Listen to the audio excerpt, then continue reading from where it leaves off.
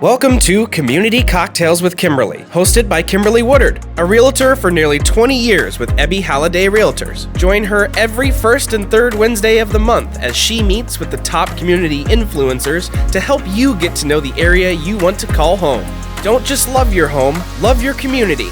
And now, your host, Kimberly Woodard. Good afternoon, viewers. I'm so excited about this episode and to really share with you what I learned about the Children's Advocacy Center of Collin County. Today, I have Lynn McLean here. She's the CEO for the Children's Advocacy Center of Collin County, and we are going to learn so much. Welcome, Lynn. Well, thank you so much for having me. It's my pleasure to be here. Oh, my pleasure, too. I was there at the center a couple weeks ago and just, was so amazed on the growth of the center as well as, what the impact it has on our Collin County area. So I'm excited for these viewers to really learn about that. But let's, step back and learn a little bit about Lynn and how Lynn got into this work. Well, it's kind of a long story. Many moons ago, I got my master's degree in social work. So clearly I had always wanted to help people. That had been a desire of mine as a profession. And when I got my master's degree, I didn't have any life experience and I didn't have any work experience. And I had said I would always do anything but work in the field of child abuse. Right. But what happened is that I had a really difficult time trying to find a position. And so Child Protective Services was hiring. And I thought, this work may break my heart, but I can do that for a couple of years and then I can move on. And essentially what happened to me is that I fell in love with the power of the work. I ended up working at Child Protective Services for 14 years. Oh, wow. And when I say the power of the work, what I mean is knowing that you're making a difference in a child's life every single day. Yes. And so it has become my life's work. Working in the field of child abuse has become my life's work. I've worked in a couple of other nonprofits before I came to the Children's Advocacy Center. So it's hard to say this out loud, but I've been doing this work for 39 years. Oh, wow. Wow.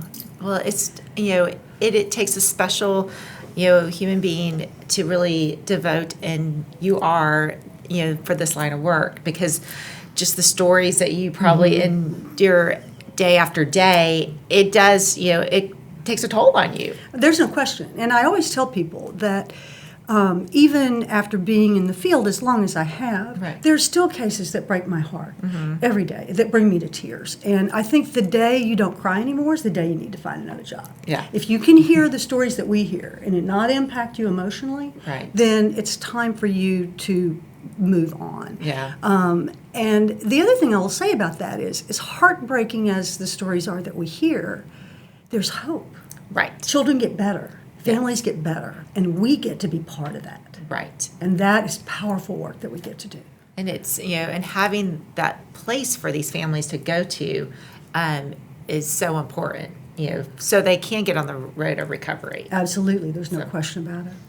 Wow. Well, let's talk about the Children's Advocacy Center. It started way back. It absolutely did, just like me. and I remember, it being that small little building. And it was something that, at that time, it was the Junior League of Plano. Now, the Junior League of Collin County. So all my Junior League friends out there. That's right. And then it just took off because that was what the Junior League does. We, we put together nonprofits, and then, with the hopes that they will flourish themselves, and that's what happened there. Absolutely. So. Yes, our Children's Advocacy Center was founded in 1992, and so for 28 years we've been providing these services. We started as a project of the Junior League with 3 staff in a strip shopping center in an office so small, if you backed up your chair, you ran into someone else. So from very, very humble beginnings, we have gotten to where we are today. And today,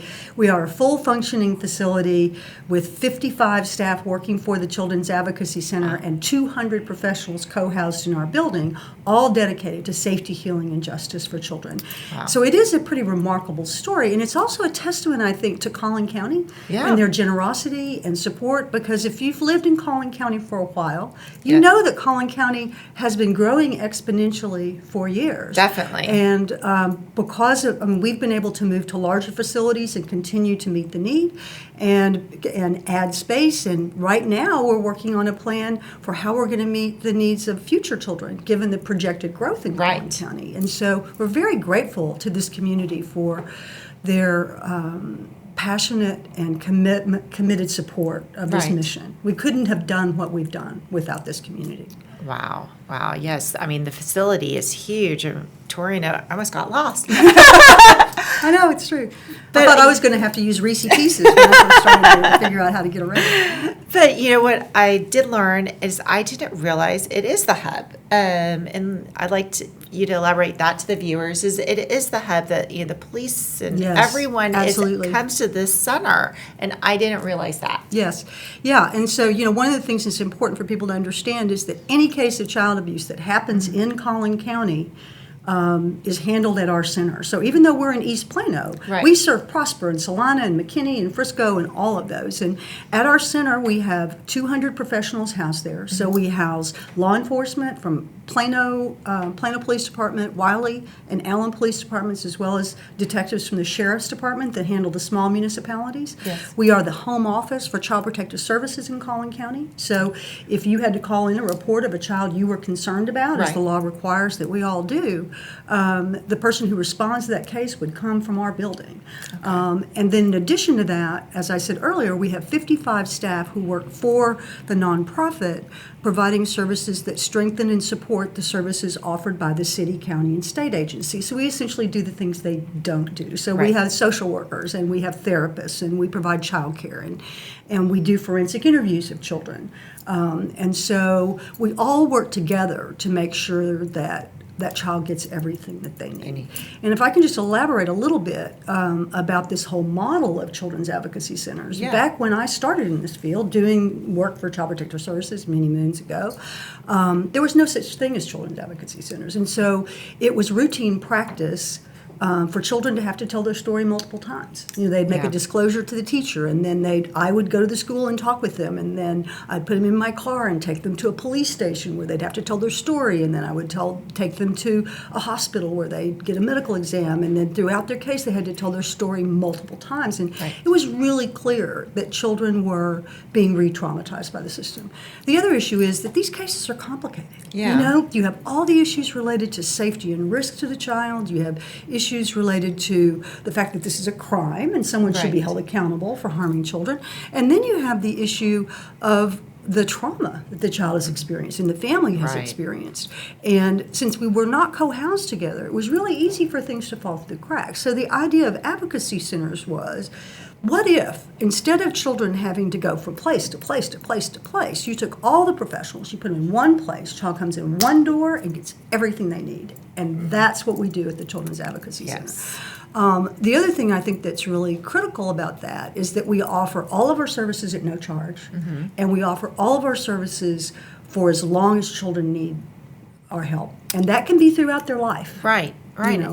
So different things can trigger different memories back. That's exactly right. And if we're working with an 8-year-old child who's been sexually abused, and we do all the things we know that we need to do for an 8-year-old to help them recover from that, we know when that child gets to be a teenager, those issues are going to come up again, and they're going to be different. We know when they get to be an adult and perhaps want to marry or have children, those issues are going to come up again. And so people can come back throughout their life. And since we've been part of this community for 28 years, we do see people come back for help.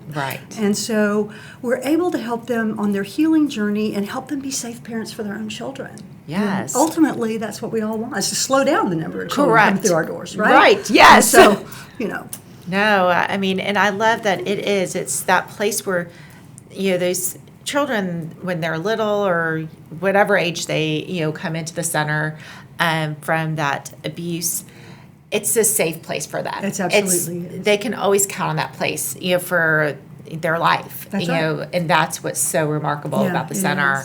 Well, let's also talk. When we were touring, I thought it was great. I went into that room with all the teddy bears. Oh yes, and I loved it. It just made me so happy to see all these teddy bears. And let's talk about the teddy bears and what are what's the symbol of the teddy bears? And Yeah. So actually, the story of the teddy bears is one of our fundraisers that we have every year is a motorcycle ride, and it's a teddy bear ride. So we have 800 to 1,000 motorcycle riders who strap teddy bears on their bikes and ride their motorcycles, usually from IKEA to Harley Davidson Financial Services, and we collect about 2,500 teddy bears on one day, and then throughout the year we have them in a teddy bear room. Throughout the year we give them to our children. So when children come to the center and have a forensic interview, after the interview, you can imagine that can be pretty emotional and it can be difficult for children to talk about.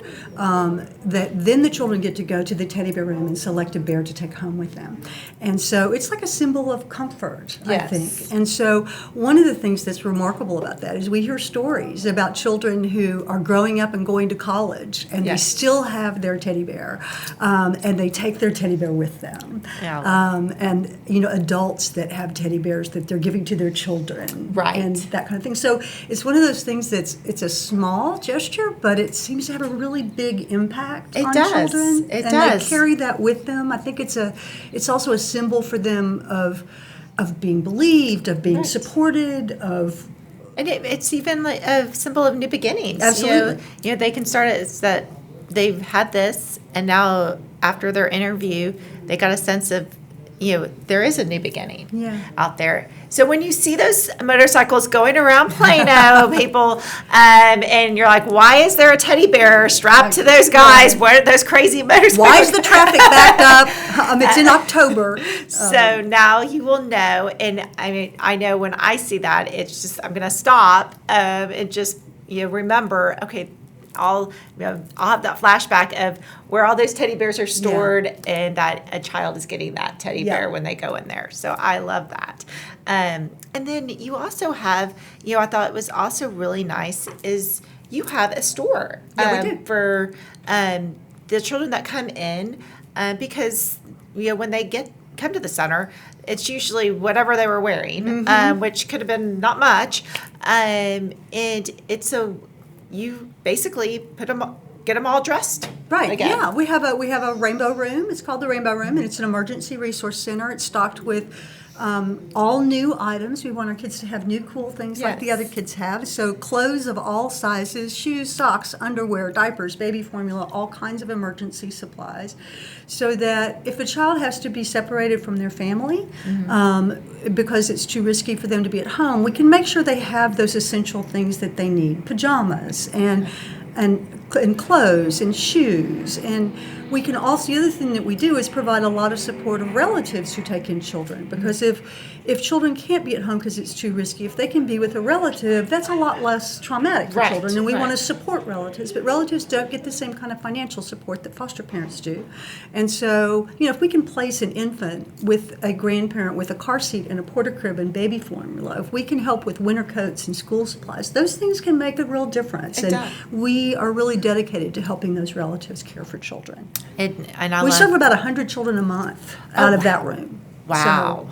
Wow, that's a lot. Yeah. So, and I know you guys are always taking donations there. Absolutely, we are, for sure. So if you have a kind heart and you like to go shopping or you see some things, I'm sure they will be happy to take those items for their rainbow room. We would, and we also have a wish list on our website. Okay. So we keep a wish list posted there, and we update it based on what we need right now, and so you can always take a look at that and see if there's anything there you'd like to provide. Perfect. And we'll have their website at the bottom of the podcast, so you can check it out if you're feeling generous and you want to do, or maybe you're shopping one day and you hit some sales or whatever, you could buy some things and donate it to the Children's Advocacy Center. So I love that room.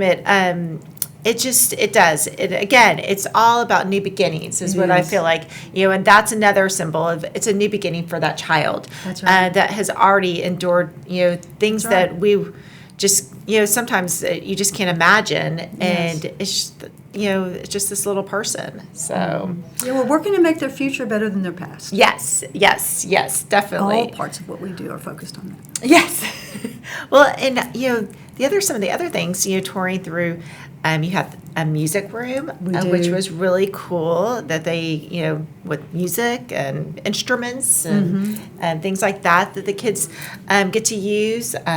The rock climbing, which Yeah, we have a rock climbing wall So that that's someone generously wanted to donate to us, and that can really help children feel empowered because abuse takes your power away. Yes. In terms of the music therapy room, and we have a full-scale therapy department in our center, so a wide range of treatment modalities because children are born different and Right. they don't all process trauma the same way. So we Yes. have music therapy, art therapy, play therapy, individual therapy, group therapy, because we want to individualize our treatment and make sure that child has the kind of effective intervention that's going to work best for them. Right. And so, Well, and the other thing I wanted to touch, so April is Child Abuse Awareness Month. It is. So, that's something else. Again, people, if you're feeling generous this month, maybe make a donation absolutely. to Absolutely. the Children's Advocacy Center. Because, Linda's saying, they service just out of the Rainbow Room, 100 Right. families a month, and that's yeah, a it's lot. And so we, last year we served close to 4,000 clients. And every year, you can imagine with Collin County's growth, every Correct. year more children come through our doors. We had a 6% increase in the number of forensic interviews last year. Wow. And we offer services to 100% of children who are victims of abuse or neglect. We never want to have to turn a child away, No. right? And so, our budget is $4.9 million. And so any financial support is always greatly appreciated, Yes. just to make sure that we can continue to meet that need and Right. make sure every child who walks through our door has everything they need to heal. But I'm just astounded. 4,000 for a year. That's a lot of cases. It is, and people are often surprised that happens in Collin County. Yeah. There's often, but child abuse does not discriminate. No, it doesn't. And It so doesn't. it happens right here. You might not be seeing it, but Yeah. It could be happening, down the street from you or next That's door. right. You just never You know. never know. So that's what's important for people to be aware. Keep aware of your surroundings, aware of your neighbors, and absolutely. It's just we want to keep these little children safe. Absolutely. And there's information on our website about signs and symptoms of abuse, Okay. In terms of what to look for, because we all are mandatory reporters. Right. And certainly I would say that if a child ever tells you something is happening, believe them. And make a report. You don't have to know for sure that it's happening. Let the professionals sort that out. Right. But children really have no voice but ours. Right. And so I think that's really important. You can educate yourself on our website about things to look for. We also have a community educator who does lunch and learns that she can bring into your corporation about Nice. recognizing and reporting abuse, what to do if you think something's happening. Because those can be difficult kinds of situations, It can. for sure. But we don't charge for that. That's community service. Again, we want to slow down the number of children Right. coming to our door. So the more that we educate people about what to look for, the more we work within our community, the more likely we are to do that. So we have a lunch and learn that is about recognizing and reporting abuse. We have one that's about internet safety, how to keep your children safe online. yeah. We also do that internet safety training for middle school and high school kids. Kids are a lot more at risk online than they realize that they are. Right. And so those are also options in terms of, helping our community understand how to keep kids safe. Wow.